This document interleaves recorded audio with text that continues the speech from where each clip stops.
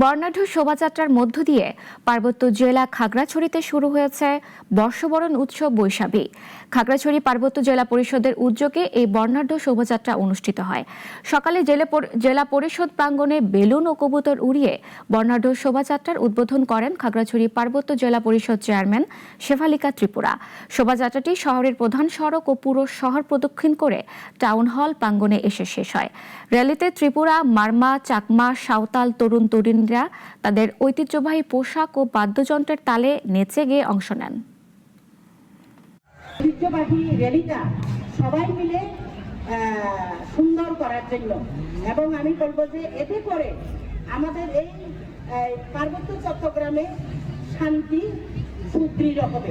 তো বৈশাখে আমরা আমাদের রীতিনীতি, সংস্কৃতি এগুলা নিয়ম পালন করে থাকি।